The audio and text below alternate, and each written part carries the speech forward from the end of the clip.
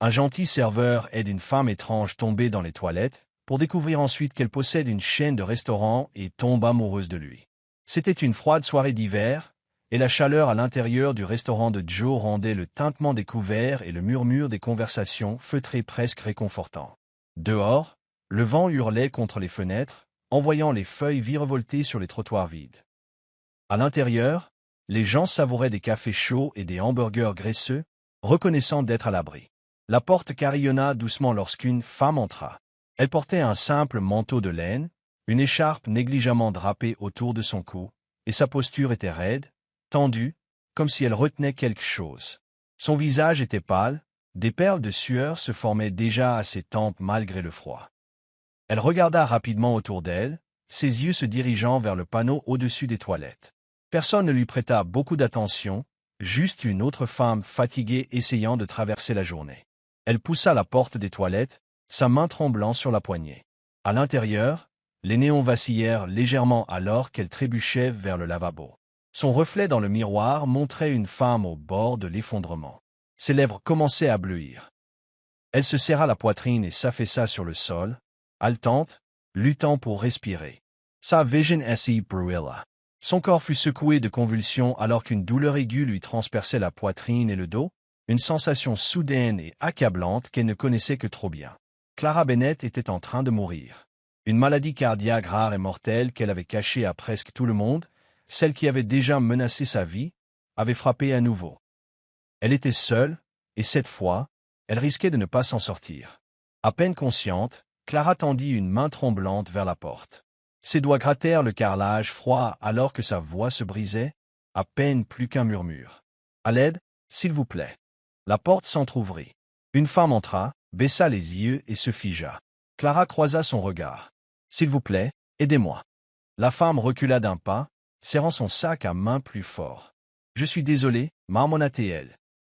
Je pense que quelqu'un d'autre viendra. » Et elle se tourna et sortit précipitamment. Un instant plus tard, deux jeunes filles entrèrent, leur bavardage s'éteignant instantanément à la vue de Clara sur le sol. L'une chuchota, « Tu crois qu'elle fait semblant? J'ai vu un truc comme ça sur TikTok, » répondit l'autre. « Les gens font semblant de s'évanouir, puis te volent quand tu t'approches. » Elles partirent sans un mot de plus. De retour dans le restaurant, Daniel se tenait au comptoir des boissons, versant une recharge pour la table 6. Il entendit les filles en passant. Quelqu'un est allongé à droite.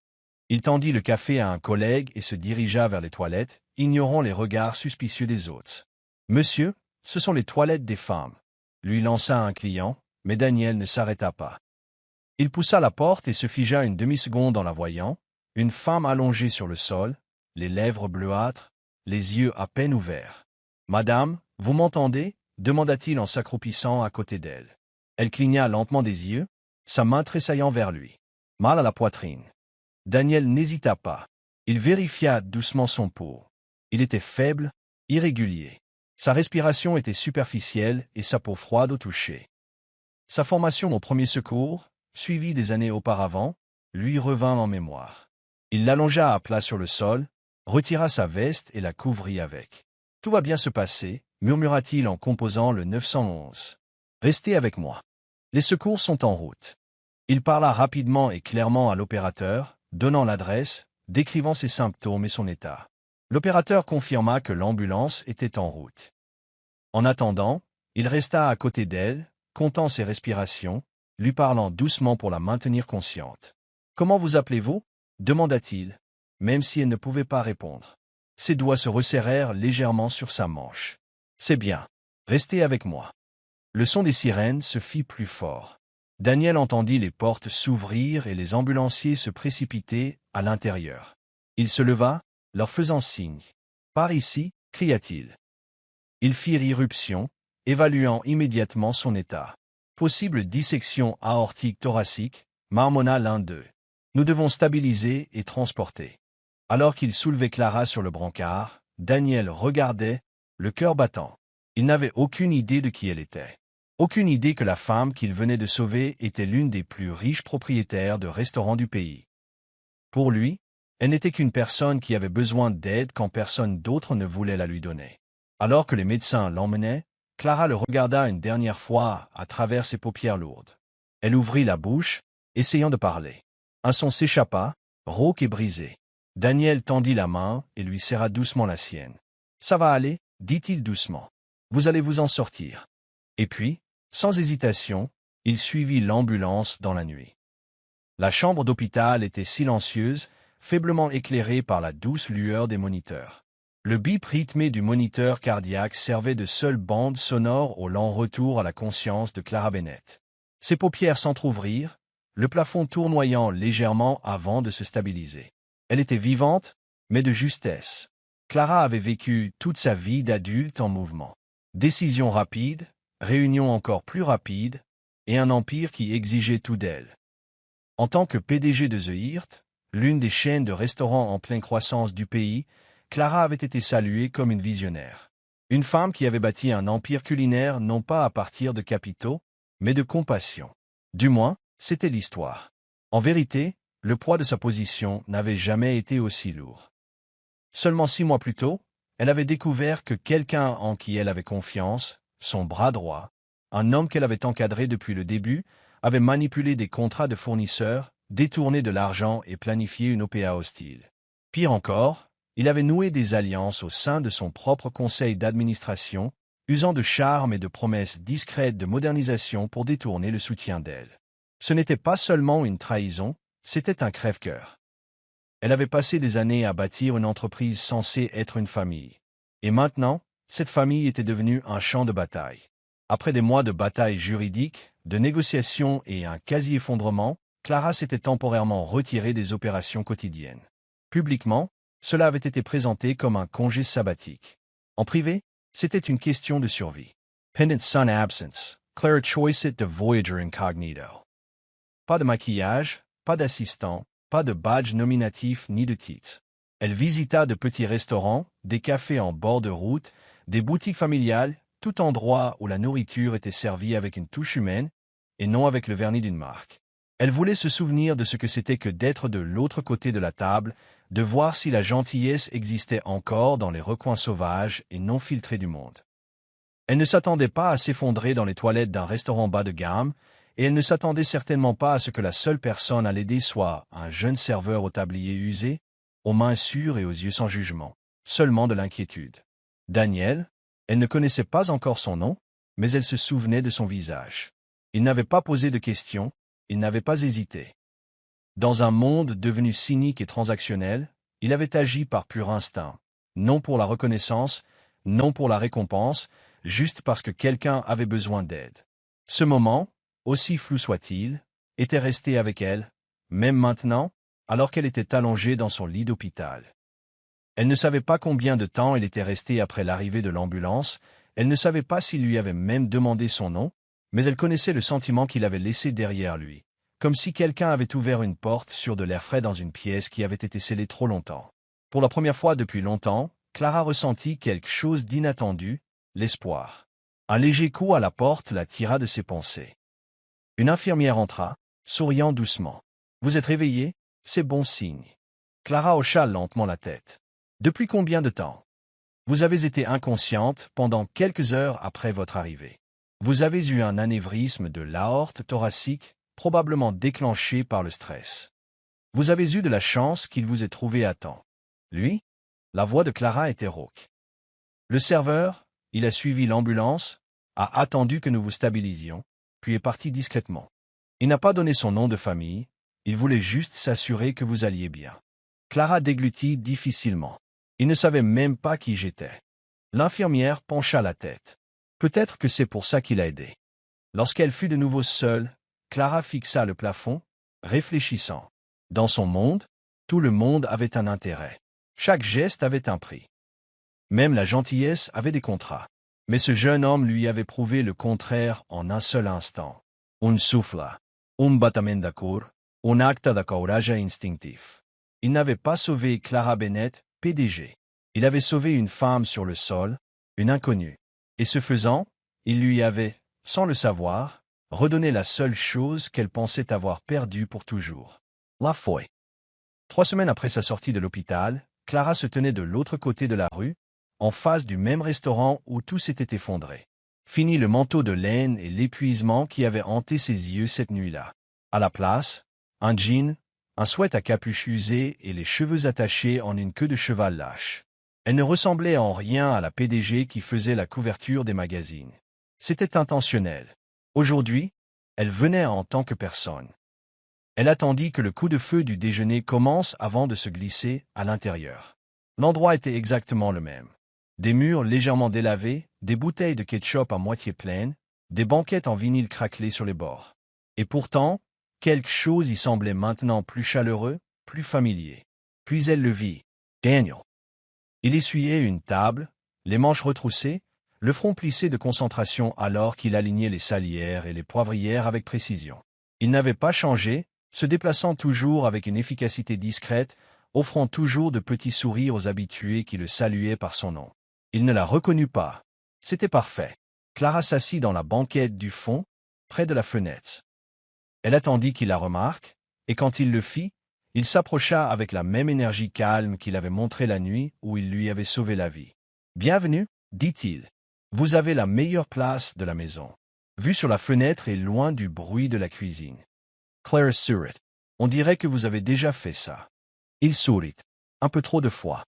Il lui tendit un menu. « Dites-moi quand vous serez prête. » Elle hocha la tête, le regardant disparaître vers une autre table.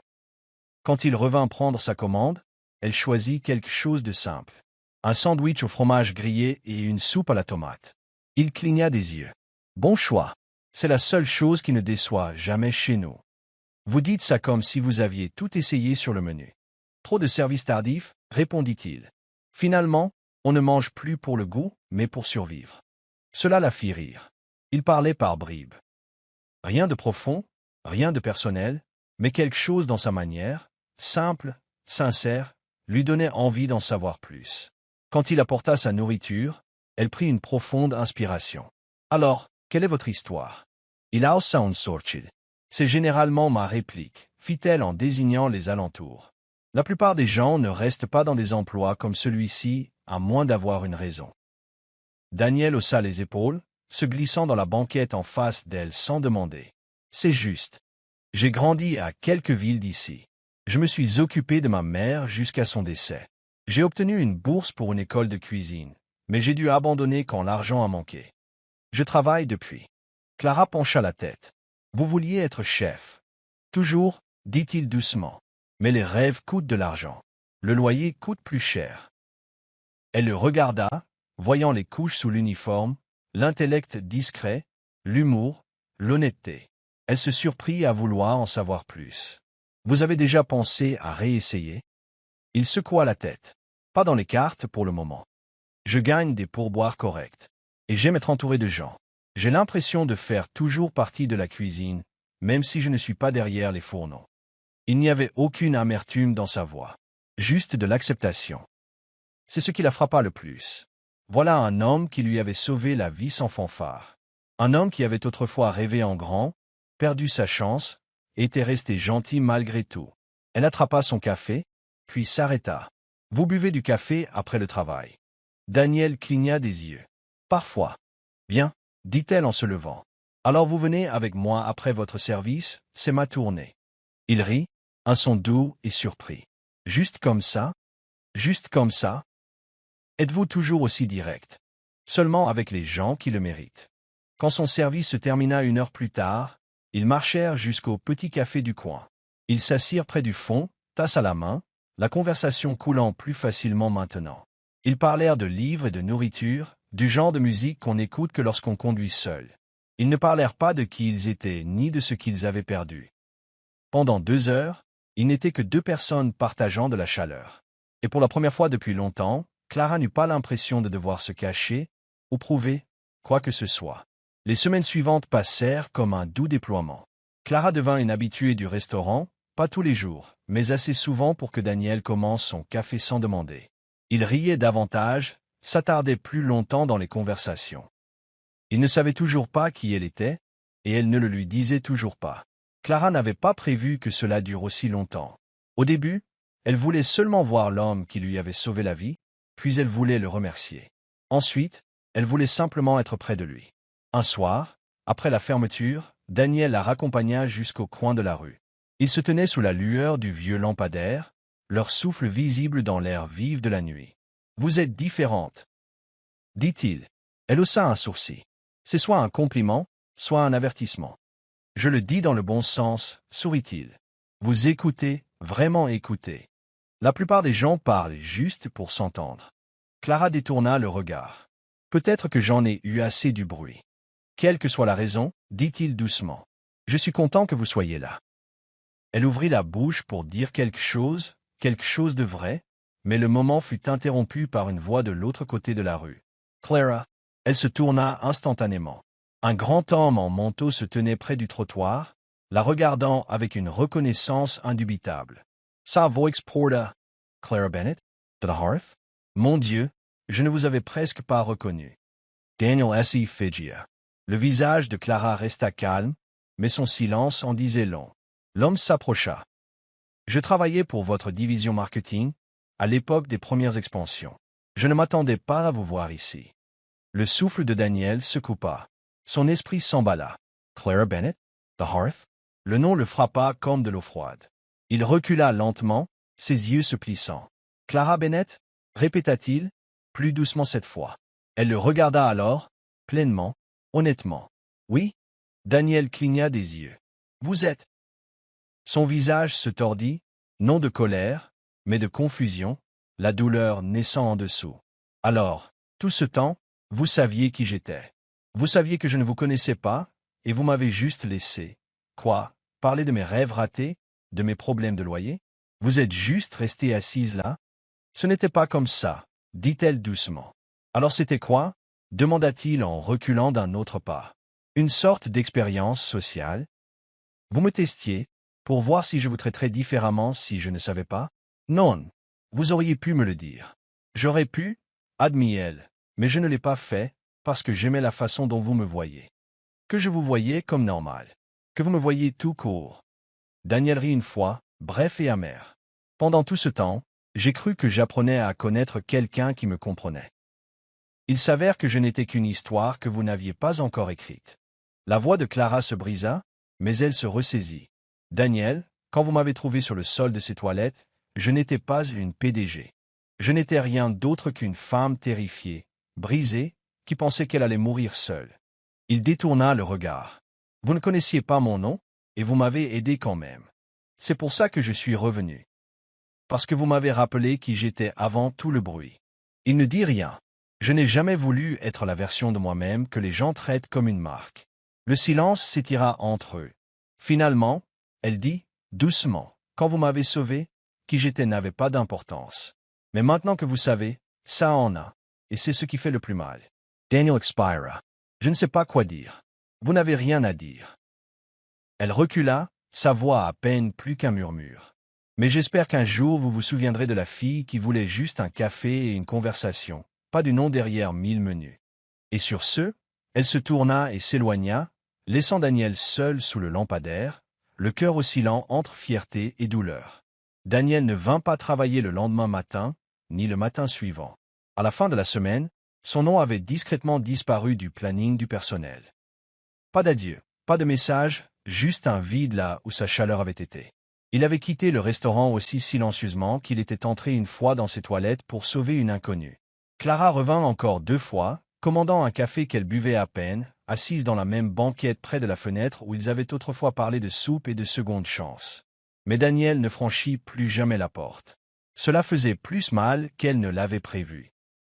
Non pas parce qu'il avait rejeté son identité, elle s'y était habituée. Non pas parce qu'elle se sentait coupable, bien qu'une partie d'elle le fût. Mais parce que pour la première fois depuis 2 années, elle avait vu quelque chose de réel chez une autre personne. Et pendant un instant fugace, elle s'était sentie vue aussi. Mais le silence de Daniel ne venait pas de la fierté. Il venait de la peur. Après que la vérité eut éclaté, il était rentré chez lui cette nuit-là avec un nœud à l'estomac. Il rejoua chaque conversation qu'ils avaient eue, chaque rire partagé, chaque mot vulnérable qu'il avait prononcé, pensant qu'elle était comme lui, juste une autre âme naviguant dans la vie en marche. Mais elle était Clara Bennett. La Clara Bennett.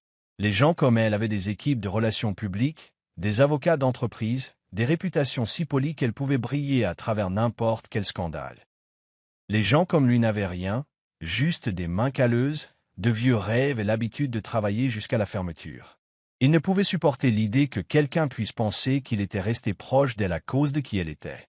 Que chaque gentillesse, chaque conversation avait été une tentative voilée d'obtenir quelque chose. Pire encore, il craignait que Clara ne le pense aussi. Alors il disparut. Pas d'appel, pas de lettre, pas d'adieu. Clara ne le poursuivit pas. Elle le voulait. Chaque fibre de son cœur hurlait de se présenter à son appartement, d'exiger qu'il la regarde dans les yeux et dise ce qu'il avait besoin de dire. Mais elle ne le fit pas, parce qu'elle comprenait maintenant, la confiance ne se construisait pas par de grands gestes. Elle se construisait par des choix discrets, dans l'espace, en lâchant prise quand ça faisait mal. Au lieu de cela, elle écrivit une lettre. Pas un texto, pas un email, une vraie lettre. De l'encre sur du papier. Tirée 2 fois et laissée à la gentille hôtesse âgée du restaurant. La lettre n'était adressée à personne, mais ils savaient tous les deux à qui elle était destinée. Cher Toy, je ne t'ai jamais dit pourquoi j'étais au restaurant ce soir-là. Je n'étais pas là pour espionner ou pour faire semblant. J'étais fatigué. Fatigué des gens qui parlaient à mon titre au lieu de mon cœur. Fatigué de faire semblant d'aller bien quand ce n'était pas le cas. Fatigué de construire un monde où tout le monde me souriait mais où personne ne me connaissait. Puis je me suis effondré. Et toi, entre tous, tu t'es agenouillé à côté de moi. Tu ne savais pas qui j'étais. Tu n'as pas demandé ce que je pouvais t'offrir. Tu as juste aidé. Tu m'as sauvé. Pas seulement ma vie, ma foi. Quand je suis revenu, je n'avais pas l'intention de tomber dans ton monde. Mais ton monde, il semblait si réel, si honnête. Tu m'as fait rire quand je ne me souvenais plus comment. Tu as écouté sans jouer la comédie. Tu as parlé sans arrière-pensée. Et quand tu es parti, je ne t'en ai pas voulu. J'aimerais seulement pouvoir te dire ça. Tu n'as jamais été petit. Pas une seule seconde. Tu n'avais pas besoin de mon nom pour avoir de la valeur. Tu l'avais bien avant que j'entre. Alors voici la vérité. Si un jour tu décides de vouloir construire quelque chose, pas une entreprise, pas une carrière, mais quelque chose de réel, avec le cœur, je serai toujours là, tenant le plan. Parce que je crois en ce que nous avons commencé. Et je crois en toi. C'est Daniel lut la lettre une semaine plus tard, assis sur les marches, devant son appartement. La ville bourdonnait autour de lui, mais son monde était silencieux. Le papier tremblait légèrement dans ses mains.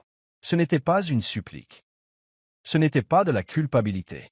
C'était la permission d'arrêter de fuir. D'arrêter de se punir d'avoir cru que quelqu'un pouvait voir sa valeur avant qu'il n'ait un titre pour le prouver. Il plia la lettre, la serra contre sa poitrine un instant et leva les yeux au ciel. Et pour la première fois depuis des jours, il s'autorisa à ressentir ce qui avait été enfoui sous le doute. Elle lui manquait. Pas parce qu'elle était Clara Bennett, PDG, mais parce qu'elle était Clara, la femme qui buvait son café trop chaud, qui écoutait avec tout son visage, qui avait dit un jour qu'il faisait le meilleur sandwich au fromage grillé de la ville. Et peut-être, juste peut-être, croyait-elle encore assez en lui pour eux deux. La lettre resta dans la poche du manteau de Daniel pendant 3 jours. Il la lut une fois sur les marches de son immeuble. Puis de nouveau à minuit avec une bière à moitié finie à côté de lui. Une 3e fois, dans le silence du restaurant où il ne travaillait plus, assis seul à la banquette près de la fenêtre. Chaque fois, les mots le frappaient plus profondément. Elle n'avait pas supplié. Elle n'avait pas blâmé. Elle avait simplement cru. Et ce faisant, elle avait enlevé la couche de honte dont il s'était enveloppé pendant des années. Daniel avait passé trop de temps dans sa vie à penser qu'il avait besoin d'un titre pour valoir quelque chose. Que sans diplôme, sans richesse, ou sans un nom de famille qui ouvrait des portes, tout ce qu'il pouvait offrir au monde était des efforts. Et même cela ne semblait jamais suffisant. Mais la lettre de Clara disait le contraire. Elle l'avait vu dans sa plus grande banalité, sans CV, sans plan, et lui avait quand même écrit un plan pour quelque chose de réel. Alors, un samedi matin frisquet, Daniel se leva, enfila sa chemise la plus propre et monta dans le bus qui le mènerait à travers la ville. L'adresse n'était pas luxueuse. Un entrepôt reconverti dans un quartier calme, où les rues étaient bordées de peintures murales et d'espoir. L'extérieur du bâtiment portait une enseigne peinte à la main. La cuisine du foyer. Entré affamé, repartait entier. Il entra. L'odeur le frappa, en premier. Pain chaud, ail mijotant, quelque chose qui rôtissait à l'arrière. Puis vinrent les voix. Des rires. Un cliquetis de casseroles. Et au centre de tout cela, Clara. Elle se tenait derrière un comptoir en métal, les cheveux attachés en un chignon lâche, le tablier saupoudré de farine. Elle montrait à un adolescent comment bien hacher un oignon sans pleurer. Ses yeux pétillaient alors qu'elle l'encourageait, lui donnant un léger coup de coude. Elle ne vit pas Daniel au début. Il se tenait là, la regardant dans son élément, moins PDG, plus bergère. Et soudain, toute son hésitation fondit comme du beurre sur une poêle chaude. Clara se tourna finalement, sentant peut-être sa présence, comme le font les gens quand quelque chose d'important entre dans la pièce. Leurs regards se croisèrent. Elle se figea. Personne d'autre ne remarqua que le monde s'arrêtait. Daniel marcha lentement vers le comptoir. Ses mains étaient stables. Son cœur, pas tant que ça. Quand il l'atteignit, il baissa les yeux sur la planche à découper, ramassa le couteau de rechange qui se trouvait à côté et le tint doucement. « Je pense, dit-il, les yeux chauds mais calmes, que nous pouvons commencer par une soupe au poulet. » Pendant un instant, aucun d'eux ne respira. Puis Clara sourit, un sourire doux, réel, peut-être un peu humide sur les bords. « C'est le meilleur endroit pour commencer, murmura-t-elle. Il se plaça à côté d'elle, retroussant ses manches. « Vous apprenez toujours aux gens à cuisiner, même quand ils prétendent déjà savoir. Seulement les têtus, dit-elle. Il gloussa, posant le couteau contre une carotte. « Parfait. Je suis un excellent élève avec de terribles habitudes. » Elle se pencha légèrement plus près. « Nous allons arranger ça. » Ils ne parlèrent pas de la lettre. Ils ne ressassèrent pas ce qui les avait brisés. Il y aurait du temps pour ça plus tard. Pour l'instant, il y avait des carottes à trancher, du bouillon à mijoter et des enfants à nourrir. Alors qu'ils cuisinaient ensemble, Clara lui jeta un coup d'œil, concentré, prudent, ses mains stables et ses yeux calmes. Elle n'avait pas réalisé à quel point le son de sa voix lui avait manqué, la façon dont il comblait toujours le silence avec aisance, jamais avec pression. La cuisine s'agitait autour d'eux, mais dans ce petit carré d'espace où ils se tenaient épaule contre épaule, le monde semblait à nouveau simple. Ils versèrent la soupe dans des bols dépareillés, passèrent le pain le long de la ligne. Et quand le dernier enfant fut assis avec une cuillère à la main, Clara se tourna vers Daniel. Il croisa son regard, tranquillement, et cette fois, elle n'eut pas besoin de demander. Il était là. Il avait choisi de rester, non pour la gloire, non pour le nom, mais pour la table qu'ils construiraient ensemble. Un plat, un jour, une vie partagée à la fois. L'enseigne à l'extérieur était peinte à la main, imparfaite et belle. Deuxième cuillère. En dessous, en plus petites lettres, tout le monde mérite une deuxième portion et une deuxième chance. Clara et Daniel se tenaient côte à côte alors qu'ils regardaient le dernier coup de pinceau séché, le soleil du matin réchauffant le trottoir devant leur petit restaurant fraîchement rénové. Ils ne faisaient partie d'aucune chaîne. Ils n'étaient pas soutenus par des investisseurs ni commercialisés par une campagne tape à accent grave-l'œil. C'était le leur, né de longues discussions autour d'un café tardif et de rêves discrets murmurés en coupant des légumes. Ils avaient passé des mois à planifier chaque détail. L'emplacement avait autrefois été un café abandonné dans un coin oublié de la ville. Maintenant, c'était tout autre chose. Un lieu d'espoir, de foyer, de guérison. À l'intérieur, les murs étaient au ton chaud, décorés d'œuvres d'art réalisées par le personnel. Les tables ne correspondaient pas. L'argenterie était donnée, mais il y avait toujours une bougie allumée à chaque table et quelqu'un prêt avec un sourire. Clara s'occupait de la logistique, des relations et de la sensibilisation. Elle savait comment obtenir des fonds, comment négocier le loyer, comment faire fonctionner les chiffres. Mais plus que cela, elle savait comment faire en sorte que les gens se sentent importants, même ceux qui avaient oublié depuis longtemps ce que cela faisait. Daniel était le cœur de la cuisine. Il la dirigeait avec ce genre d'autorité tranquille qui gagnait le respect, sans jamais élever la voix. Il enseignait à chaque nouvelle recrue comment faire de la soupe à partir de rien, comment tenir un couteau en toute sécurité, comment assaisonner avec soin. Il traitait son personnel comme des étudiants, pas comme des subordonnés. Leur équipe n'était pas conventionnelle. Il y avait Théo, un adolescent qui avait dépassé l'âge de placement en famille d'accueil et qui avait l'habitude de fredonner de vieux airs de jazz en préparant les légumes. Maria, une mère célibataire de 2 enfants à qui on avait refusé des emplois pendant des années à cause d'une condamnation non violente. Louis, autrefois boulanger professionnel avant qu'un accident de voiture ne le laisse avec une seule main valide. Ici, personne ne vous interrogeait sur votre passé. On vous demandait seulement comment vous aimiez vos œufs. Chaque employé portait un tablier avec son nom cousu à la main et en dessous un deuxième mot de son choix. Rêveur. Combattant. Guérisseur. Daniel lisait simplement. Croyant. Le restaurant ouvrait ses portes 5 jours par semaine et servait quiconque entrait. Payez ce que vous pouviez, et si vous ne le pouviez pas, vous mangiez quand même. Chaque service se terminait par le partage d'un repas par le personnel à la plus grande table près de la cuisine. Ce n'était pas seulement un travail, c'était une famille. Et quelque part entre la préparation du matin et la vaisselle d'après-service, entre le pain grillé brûlé et le risotto parfait, l'amour s'installa tranquillement dans les espaces entre eux. Ce ne fut jamais grandiose ni dramatique. Il se manifestait par de petites choses. Clara apportait à Daniel son thé préféré quand elle voyait la fatigue marquer ses épaules. Il lui préparait le déjeuner et laissait un mot manuscrit sur la serviette citant une phrase ringarde des films qu'elle aimait secrètement. Parfois, ils se disputaient à propos des horaires, des portions, de savoir si les patates douces avaient leur place dans la soupe, mais même alors, il y avait des rires à la fin de la dispute. Un baiser échangé entre le remuage et l'assaisonnement. Un soir, après le départ du dernier client et l'extinction des lumières de la cuisine, Clara s'appuya contre le comptoir, regardant Daniel passer la serpillière. Il sifflotait, une habitude qu'elle en était venue à aimer, et ses manches étaient retroussées, les avant-bras saupoudrés de farine. « Tu sais, dit-elle, ce n'était pas la vie que j'avais prévue. » Il leva les yeux en souriant. « Moi non plus, sourit-elle, mais c'est mieux en quelque sorte. » Il appuya la serpillière contre le mur et s'approcha, l'enlaçant. « Parce que nous l'avons construite nous-mêmes, dit-il doucement, avec ce que nous avions. » Elle hocha la tête, sa joue contre sa poitrine. « Et qui nous sommes ?» À ce moment-là, entourés de l'odeur du pain et du bourdonnement d'un réfrigérateur, Clara et Daniel n'étaient pas PDG et chef. Ils n'étaient pas des survivants de la trahison ou des épreuves. Ils étaient deux personnes qui s'étaient choisies, et ce faisant, avaient créé quelque chose qui nourrissait plus que la faim.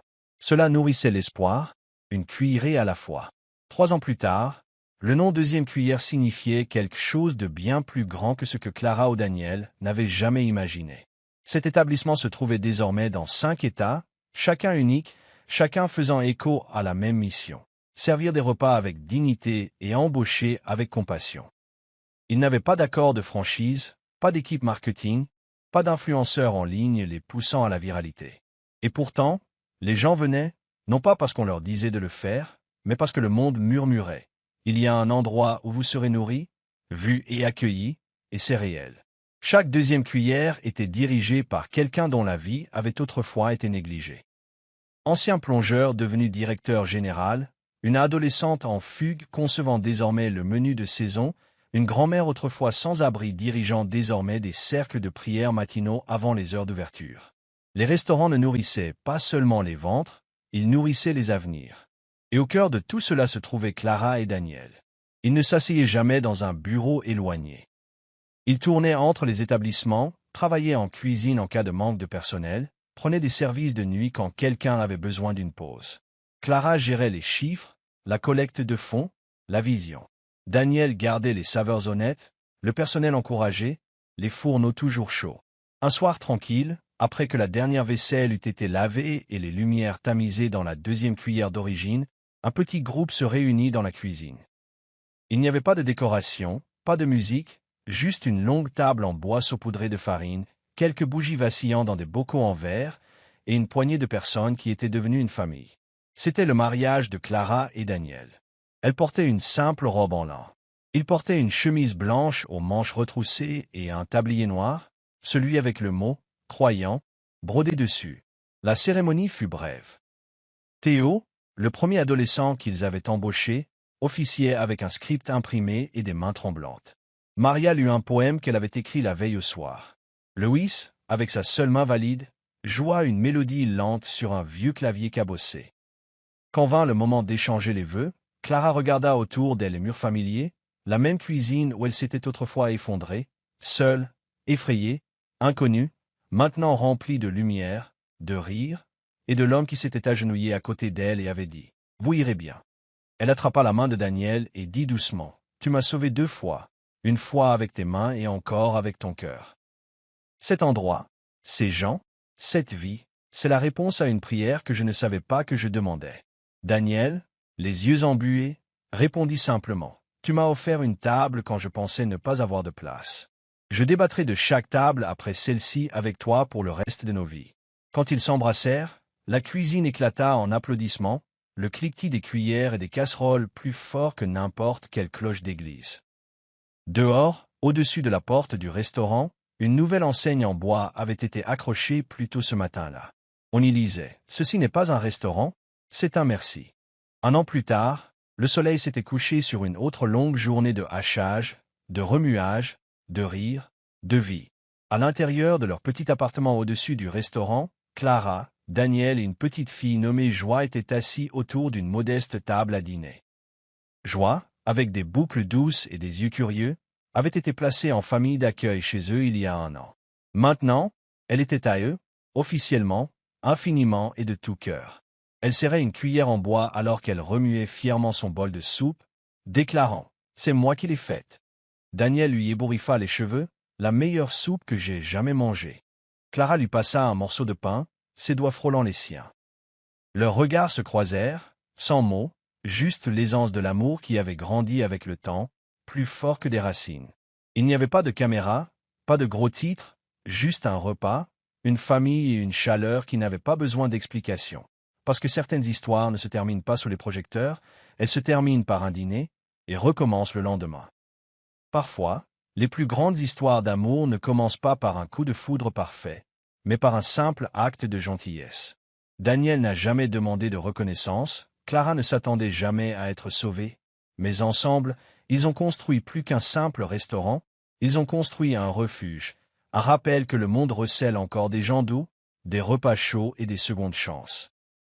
Si cette histoire a remué quelque chose dans votre cœur, si elle vous a rappelé que la guérison peut venir des endroits les plus inattendus, abonnez-vous à Soul Steering Stories pour d'autres récits vrais et tendres qui honorent les héros discrets, les moments simples et l'amour qui en découle. Parce que parfois, il suffit d'une cuillère et d'une âme qui choisit de rester. Merci d'avoir regardé, à la prochaine fois, restez aimable et continuez à croire.